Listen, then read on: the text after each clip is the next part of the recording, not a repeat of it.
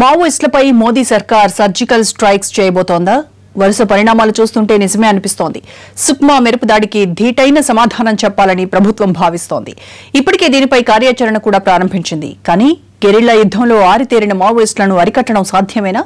దండకారణ్యంలో జరుగుతున్న పరిణామాలపై NTV special report.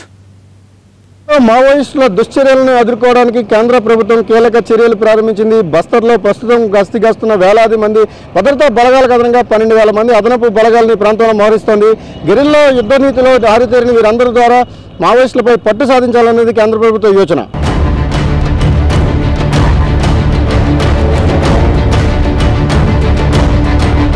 ఛత్తీస్గఢ్లో మావోయిస్టుల కంచుకోటని బద్దలు కొట్టేందుకు కేంద్రం వడివడిగా అడుగులు వేస్తోంది. బస్తర్ రీజియన్లో మావోలపై మెరుపుదాడులు చేసేందుకు వ్యూహాలు రచిస్తున్నారు.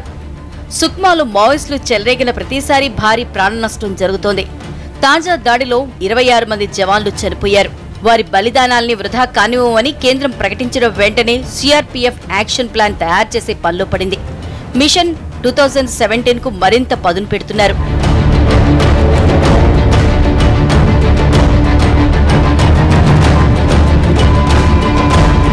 బస్తర్పై పట్టు పెంచుకునేందుకు సిఆర్పీఎఫ్ కొత్త దారిలో వెళ్లాలని నిర్ణయించింది. కూపింగ్ తరహాలో మాత్రమే కాకుండా మావోయిస్టులపై ఒకేసారి పెద్ద ఎత్తున విరుచుకుపడేందుకు ప్రణాళికలు సిద్ధం చేస్తున్నారు. సర్జికల్ స్ట్రైక్ తరహా దాడులు ఉంటాయనే ప్రచారం జరుగుతోంది. దంతెవాడ, కొండగాం, జగదల్పూర్ ప్రాంతాల్లో కోబ్రా దళాలు దాడులు చేసేందుకు సిద్ధమవుతున్నాయి.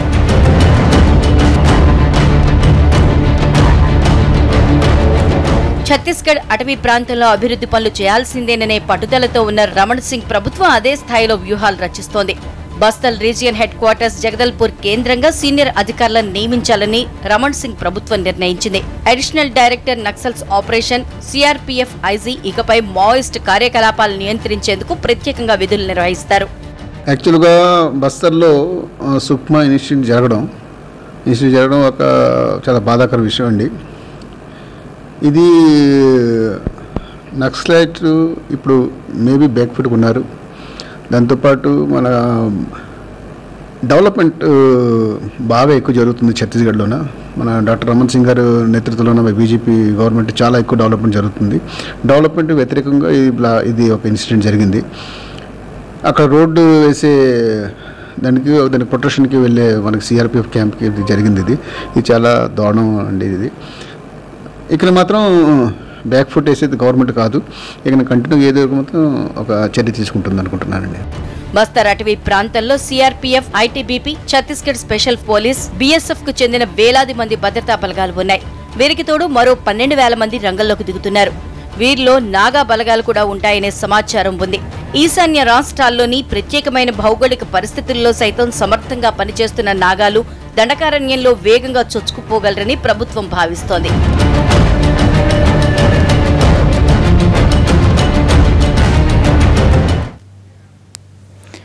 భద్రతా బలగాలు దశాబ్దాలుగా దండకారణ్యంపై పట్టు పెంచుకునేందుకు ప్రయత్నిస్తున్నాయి. కానీ ఇప్పటికీ అది జరగలేదు.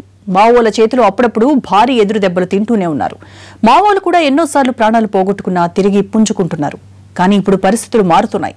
ప్రభుత్వం కూంబింగ్ లాంటి సాధారణ పద్ధతులతో పాటు ఆకాశ మార్గంలో కూడా దాడులు చేయించే ప్రణాళికలు రచిస్తోంది.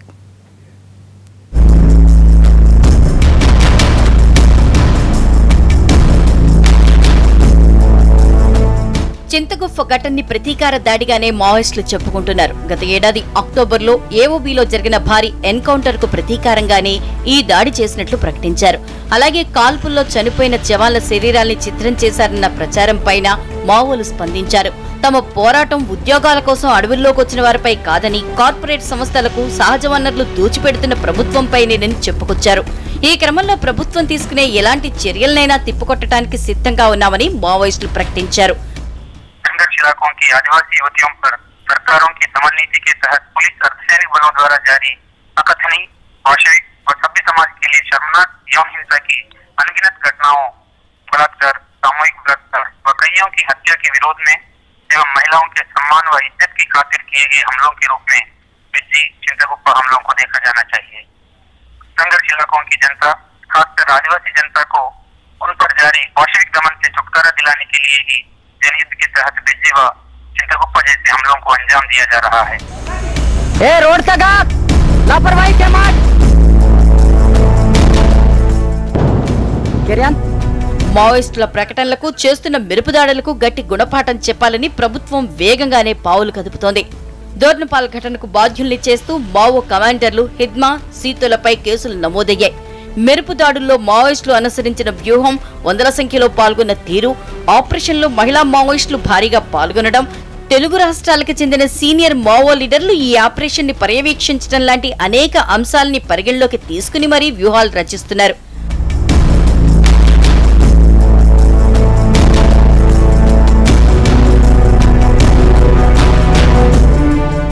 దండకారణ్యం సుమారు 200 చదరపు కిలోమీటర్ల పరిధిలో విస్తరించి ఉంది. కీకారణ్యంగా పేరుపడ్డ అబోస్మడ్ ఇక్కడే ఉంది. సరిహద్దు రాష్ట్రాలైన తెలంగాణ, మహారాష్ట్ర, ఆంధ్రప్రదేశ్, ఒడిశాల్లో దట్టమైన అడవుల గుండా కనెక్టివిటీ ఉండటం మావోలకు అడ్వాంటేజ్. దీనికి తోడు ఛత్తీస్గఢ్ లో ఉన్న భద్రతా బలగాల్లో సగం మంది మాత్రమే మావోలపై పోరాటం చేస్తున్నారు. మిగతా సగం బలగాలు అభివృద్ధి పనులకు సెక్యూరిటీగా ఉన్నారు. ఇలా సెక్యూరిటీగా వెళ్లిన వారిపైనే మావోలు దాడి చేసి 26 మంది ప్రాణాలు బలి తీసుకున్నారు.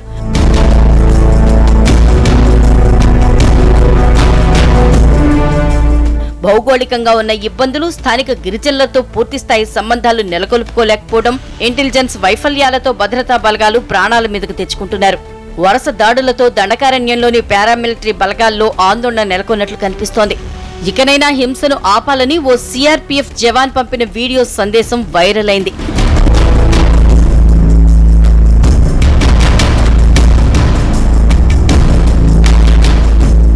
26 మంది జవాన్లు ప్రాణాలు కోల్పోవడంతో భద్రతా బలగాల్లో ఆందోళన కనిపిస్తోంది.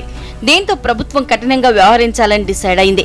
ఎట్టి పరిస్థితుల్లోనూ మావోయిస్టులకు పాఠం చెప్పాలని ఆదేశాలు జారీ అయినట్లు తెలుస్తోంది. దీంతో అధికారులు వ్యూహాలు రచిస్తున్నారు. క్షేత్రస్థాయిలో పారామిలిటరీ బలగాల్ని సమర్థంగా నడుపుతూనే ఆకాశ మార్గంలోనే దాడులు చేసేలా ప్లాన్ చేస్తున్నారు. భిలాయిలోని సిఆర్పీఎఫ్ స్థావరం కేంద్రంగా మానవరహిత విమానాల్ని ప్రయోగించబోతున్నారు.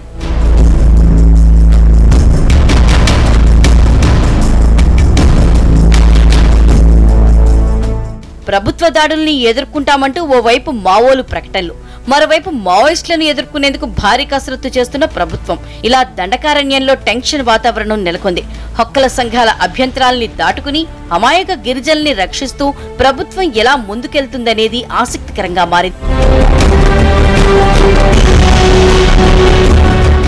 దండకారణ్యంపై యుద్ధ మేఘాలు కమ్ముకుంటున్నాయి. చింతల గుఫ ఘటనకు ప్రతీకారంగా కౌంటర్ అటాక్ చేయాలని కేంద్ర రాష్ట్ర ప్రభుత్వాలు యోచిస్తున్నాయి. ఈ క్రమంలోనే భారీగా పోలీసు బలగాలను మోహరించడంతో పాటు మావోయిస్టులను కట్టడి చేయడానికి వ్యూహాత్మకంగా అడుగులు వేయాలని కేంద్రం భావిస్తోంది.